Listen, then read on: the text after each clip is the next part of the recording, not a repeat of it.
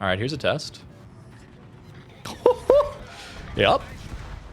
Oh, Yamagiri! Thank you! Oh, and we get to see main battery critically damaged. Oh my goodness. Bro, look at us.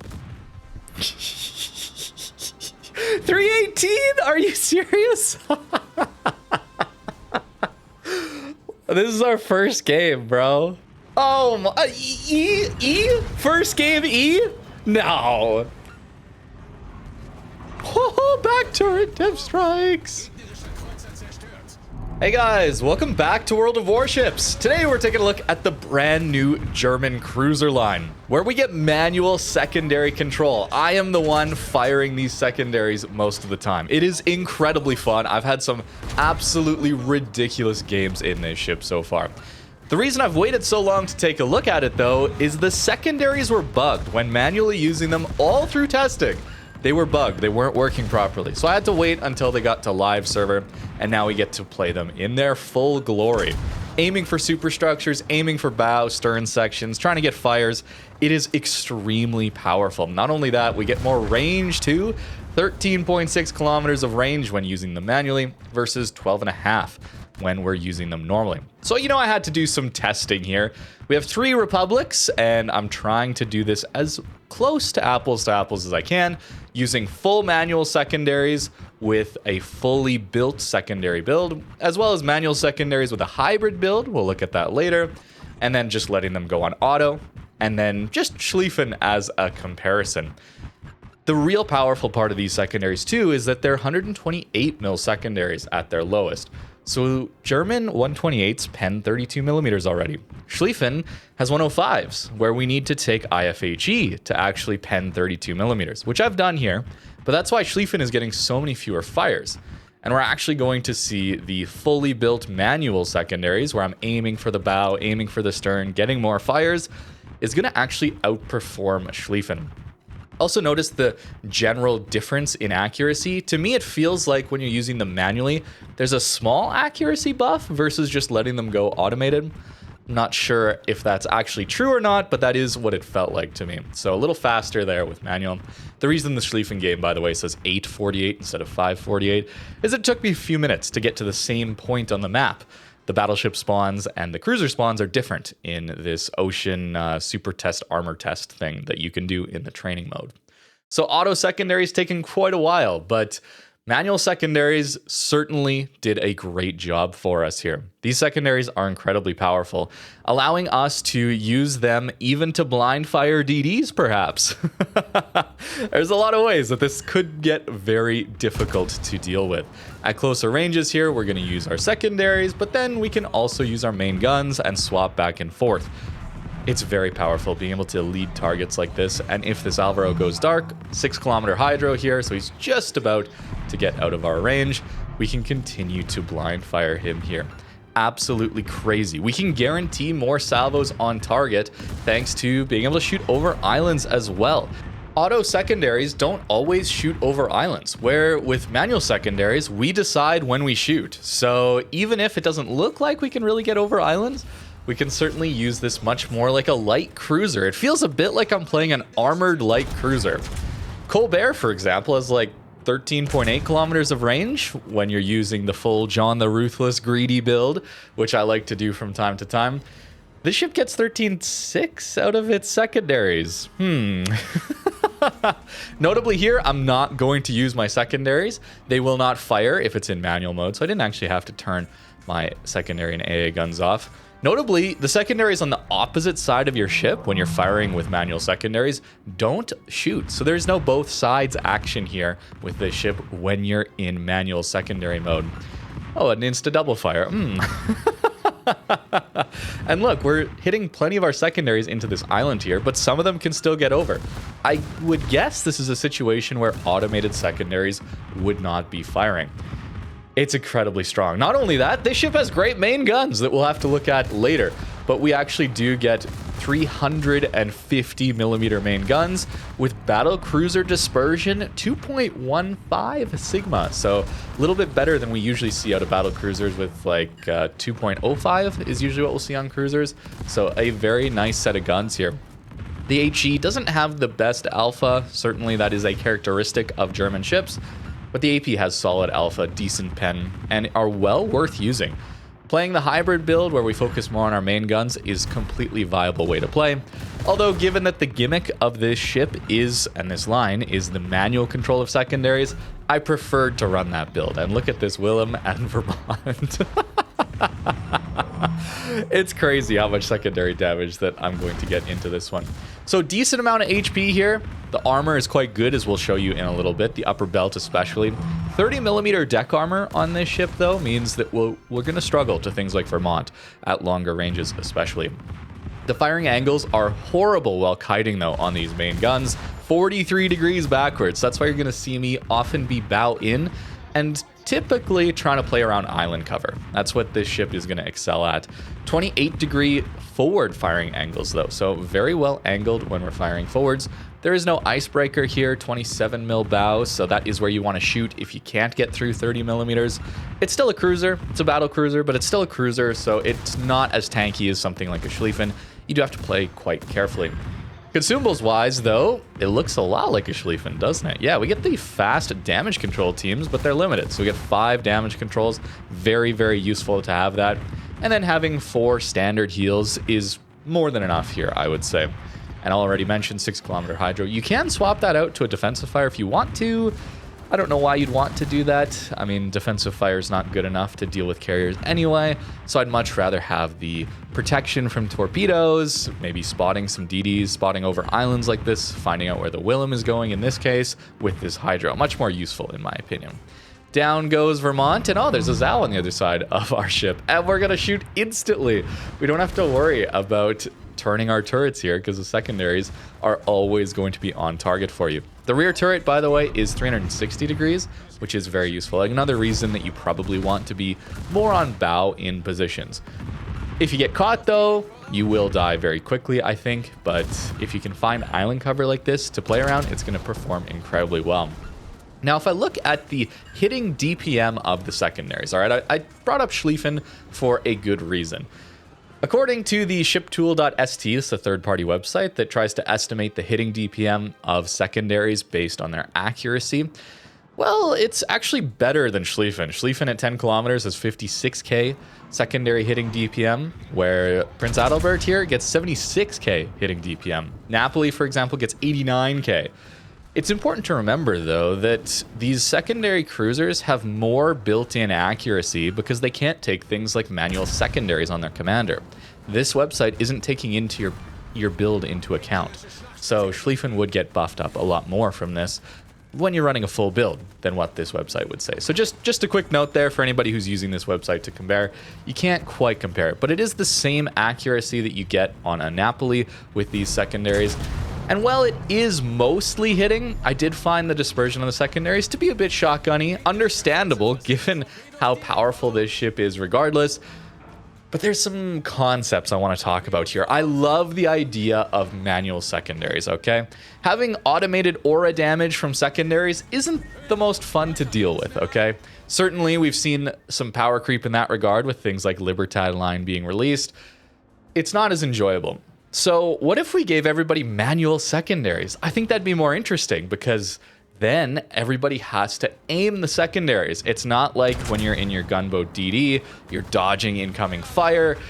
You could actually dodge the secondary fire. Whereas when it's automated, it's always going to be leading you properly with a shotgun approach. So even if you do try to slow down and dodge or turn, well, there's so many secondaries coming and they're covering such a wide area. You're probably not dodging a lot of those secondaries, which is why you have to stay outside of secondary range. If we tightened up the accuracy, this is a hypothetical, I'm just so excited, okay? If we tightened up the accuracy and nerfed the DPM down of the secondaries to be a little bit more normal, like a normal light cruiser, heavy cruiser, something like that, suddenly we could start to dodge the secondaries rather than them just being this automated aura damage. Just a concept. I'm sure I'm going to talk about it plenty more, but we're about to get an absolutely ridiculous end to this game. Utrecht is on 6.5k HP, and a couple salvos later, he's done just because the secondaries have so much DPM. And crucially, I can aim it for his superstructure. We're not hitting into armored belts where we're just going to shatter.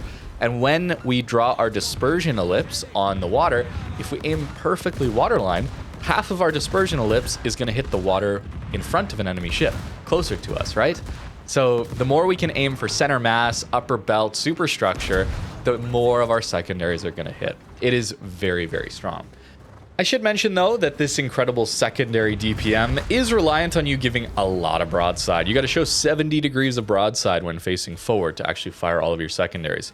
Towards the stern, it's like 20 to 25 degrees. You can fire everything, though. So the secondaries perform a lot better when you're kiting, although you still get like 86% of them down to 27 degrees, 25 degrees forward. So not too bad either. But backwards, it's really, really powerful. And that's where your main guns are a little bit less powerful. A little bit interesting trade-off there.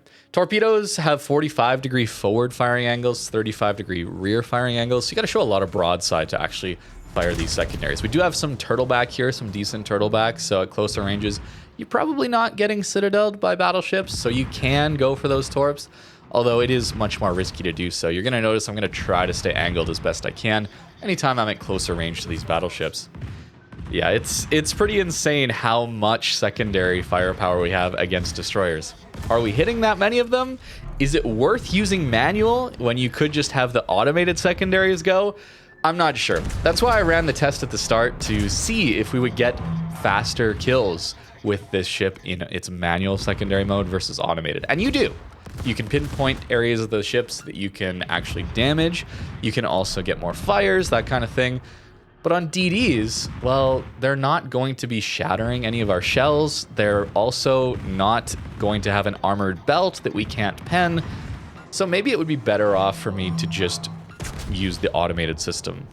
Maybe we can predict people a little better. I'm not sure. I got to play with it a lot more. As you could probably tell, I've only played one day of this ship so far. And we got plenty more of these ships to go through yet. But I'm overall having a really, really good time playing this ship. I'm glad the main guns are pretty solid as well, but the secondaries being manually controlled, I found myself far more engaged with the battles too. I think it's more interesting to have fully manual control over your ship. I would love to have manual AA control. I think that would add a lot more engagement to that game mechanic as well. That one is sorely lacking in PvP, player versus player engagement. It's all on the carrier side of things, where if we had manual AA control, imagine being able to aim your AA flak burst to where you think the enemy carrier is going to go with his planes, and then you could knock out a squad that way. It'd be really cool. I do think that more manual control is more fun overall, and maybe a little bit less frustrating to play against, because at least then it's not an automated system that you're losing to. It's a player that is aiming well and targeting well. Again, we can't give this much DPM with more accuracy. That's a concept that I have to think about a little bit more. This is very early days of testing this out. Speaking of AA, though, it's a surprisingly decent AA on this ship. You get 6 kilometers of AA range and a decent number of flak bursts, so if the carrier comes after you, he may not get a second drop. I mean, the first drop feels guaranteed these days. I think that's by design. But maybe that second drop, they can't get through to you. That's very important because a ship like this one, playing it closer to the enemy team, trying to get the secondaries going, as well as playing on islands, you're typically a target for carriers. So it's nice to have a little bit more firepower there. Notice also that our secondary range going to 13.6 also matches our bloom when we're using only our secondaries. So you can fire your secondaries well open water. Maybe there's a battleship like that Bungo who could spot us if we shot our main guns, but he's outside our secondary range, so he actually won't be the one spotting us if we're only using our secondaries on someone else, because we're only detected out to our secondary range when using our secondaries. I think that's pretty cool. It's one of the reasons that sometimes as a light cruiser, you actually want a little bit less range. You can start to play a little bit more creatively around islands, knowing that on open water side of that island, you still won't get spotted from because you don't have the range to actually get your gun bloom detection out as far as the enemy ships are. A bit of tech there that light cruisers can use. We can also use a little bit of that here with our secondaries. Close range against a Moskva, we can target his bow, we can target his superstructure. So now we can get a lot more guaranteed damage in. When we get a fire on his bow, we can start to aim for his superstructure. Or if we get the superstructure fire, we can aim more for his bow. It's really cool. He goes behind a small little island here. I'm not sure that this automated secondaries would fire over this. It's hard to tell sometimes. But with manual, we can guarantee those secondaries go over. And look at how high I'm aiming. We're getting those pens into a superstructure and doing a ton of damage.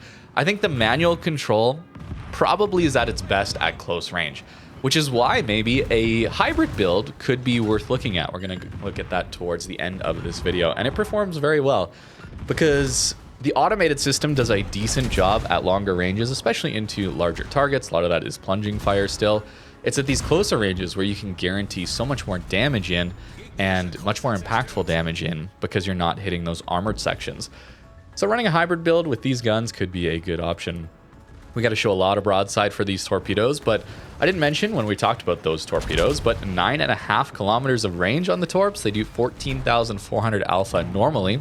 But since we're running mostly secondary builds on our commander, well, the secondary skill that gives us 20% better range also buffs our torpedo alpha damage. So these torps are pretty scary. You'll have to watch out for them. They're 65 knots and they have 110 second reload time.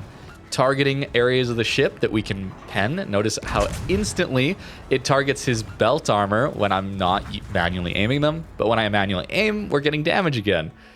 I think that's really, really interesting, where you can get a lot more guaranteed damage. It's just way more interesting to me. I'm probably repeating myself. I'm just so excited to actually test this thing out.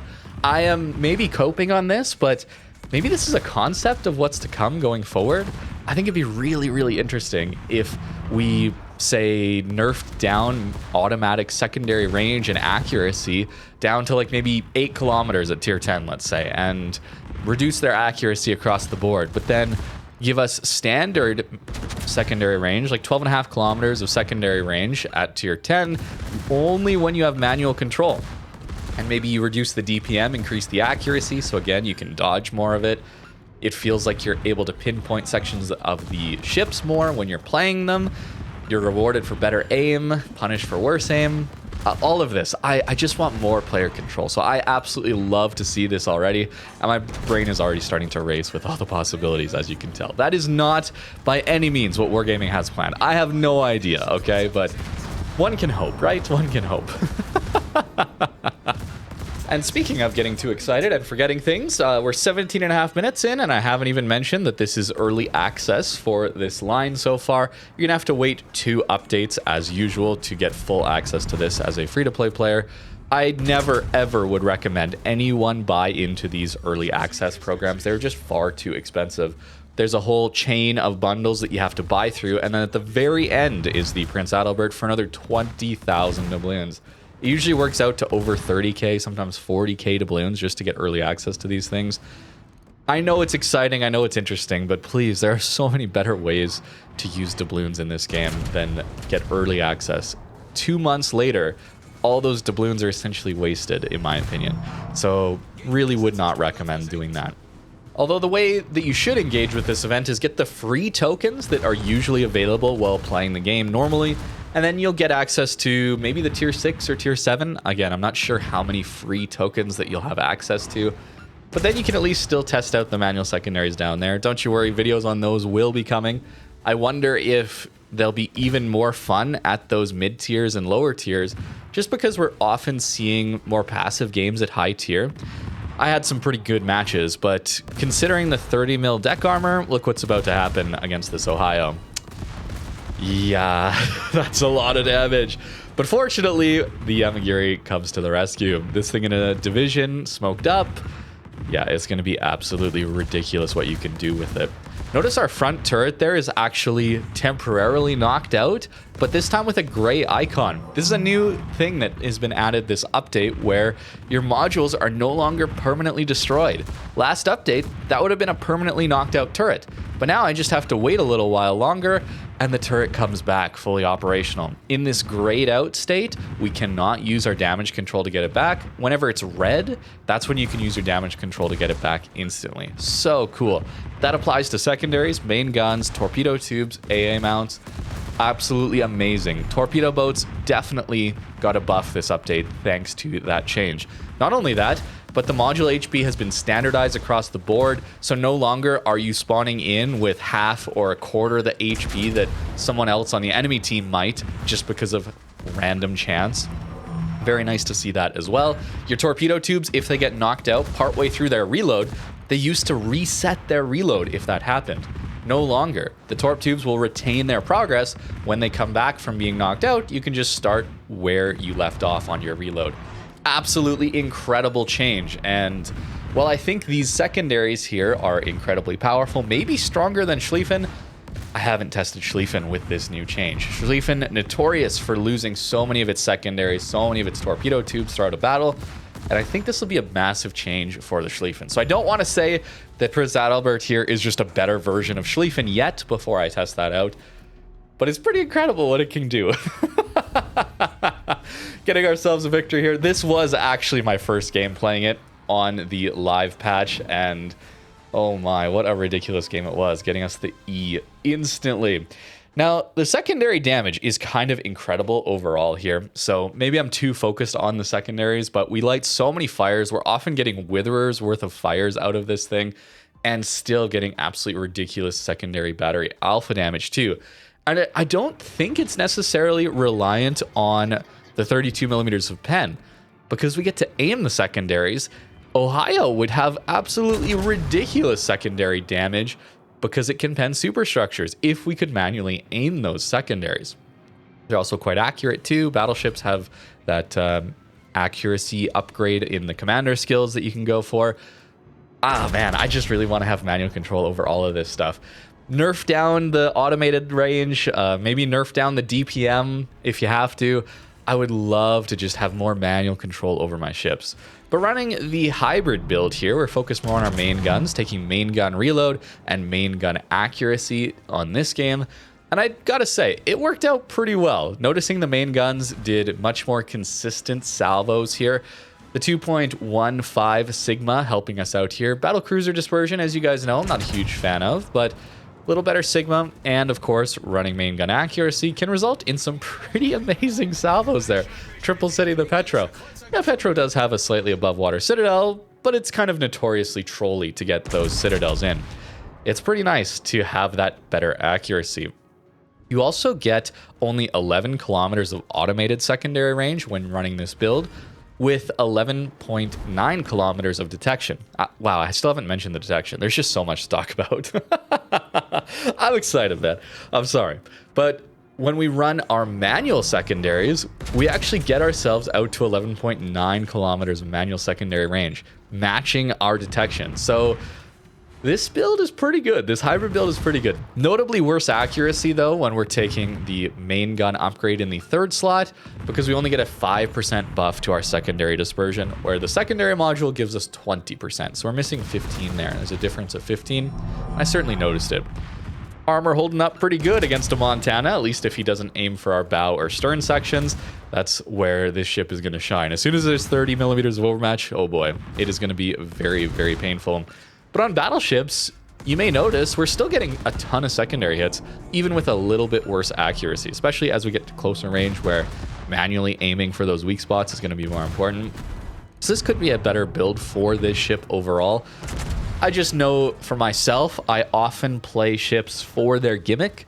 I'm usually not trying to play a secondary ship for its main guns. I'm playing the secondary ship to play the secondaries. And so that's why for me personally, I'll probably stick with the full secondary build. But those main guns, that is 9 for 9. Every shell just hit that Hoffman.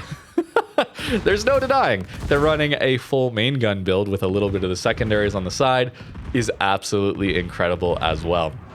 Now here I'm also going to get a little bit too greedy, thinking I can finish them off with those not so accurate secondaries, even though our main guns were just loaded in time. But that's what we can do. We can focus on multiple targets at once. I will mention though that if you have targets on both sides of you, it's probably better to actually not use the manual secondaries. That way you can get both of your secondary turrets firing on either side of your ship. In this case for the Wisconsin and the Yamato Kai here. It's a little bit worse, I guess, for targeting those weak points of ships, but at longer ranges, again, that matters a little bit less, and the extra flexibility in DPM should make up for that. It's a lot of extra thought that has... I know, secondary build and thinking, but still, you got to think about your positioning as well as now aiming the secondaries. It's so much more engaging, and it'll be more difficult for people to manage everything. I can see a lot of people not realizing they're about to go broadside on while focused on aiming these secondaries, which again, I think is good. I think adding more skill to the game is definitely a good thing. Conqueror here at pretty much our max secondary range, and still, again, going to get a lot of hits, even without the full build. The fast damage control here is going to allow us to deal with Conqueror HE pretty well, as is our upper belt, hopefully shattering a lot of his high explosive. And while we'll look at the build in a little bit, we could maybe get some good value out of Damage Control Party Mod 1. The base action time of this damage control is 10 seconds, not 5 seconds, it's 10 seconds. And if we use that 40% boost there in slot 1, it gets up to 14 seconds. That's not bad immunity time on a cruiser damage control with a 40-second cooldown. But we never would have taken that before because we need to keep our main guns or secondaries alive. You always took main gun HP or secondary mount HP in that slot, especially on ships like this one. But now that those secondaries come back after a period of time, guaranteed they're not going to get knocked out permanently, well, we could use that skill. I think we're going to see a lot more builds that are running that coal upgrade for your damage control. Maybe. It still is probably worth using some upgrades to keep those secondaries and main guns alive, because there is a lot of damage that comes from that. And oh my goodness, did we just do that to a Conqueror? Closer range, sure, but these guns are kind of incredible, aren't they? I don't know, just got to experiment with the build some more. But even with this hybrid build, we're going to do some excellent damage with those secondaries, and the ability to control them mattering more at closer ranges there, aiming for those weak points, is really, really cool to see. And now that we're in port, it's probably a good idea to go over this armor so you guys know what you're doing when fighting this ship. That's also an element of playing these ships early. Sure, you get focused more because, hey, new test ship, let me try and do damage to that. But the other element is people don't always know what to shoot for. So it may be tankier in this video than you will find it. Once people know to shoot for the bow, 30 millimeters of overmatch here. It's once people know the weak points, they will do their very best to hit those. Upper belt here being 100 millimeters means if you're not angled properly, it's going to catch a lot of shells and arm a lot of AP. But if you're angled properly, you can bounce a lot of that incoming fire.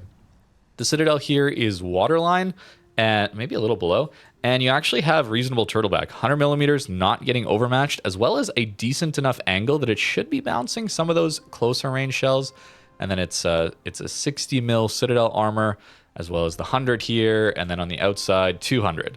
So not bad protection there at all. It's still going to eat a lot of damage if you go broadside, but maybe you'll survive a salvo or two there. And for those builds, this is what the hybrid build that I was running. In fact, the commander doesn't change a whole lot here. The only upgrades that we can take that buff our secondaries really is top grade gunner, as well as Pack-a-Punch here. That notably gets our torpedo alpha damage up to 16,500 or so. That's pretty powerful. And then taking Demo Expert. These secondaries not needing IFHE to pen 32 millimeters of armor is absolutely incredible. That's why I got so many fires as well as good alpha damage too. The ability to aim for superstructures would mean that I probably still wouldn't take IFHE if I was running like the 105s that only pen 26 millimeters of armor on German ships. Just because 4 points is so much. We'll see though. Maybe some of the lower tier ones actually have those 105s. That would be interesting to take a look at. But that, of course, is going to be for a future video. Why can I not see my modules? Do I have to go back here to see my modules? Ah, come on, Wargaming. Anyways, here's what the upgrades looked like when I was running the hybrid build.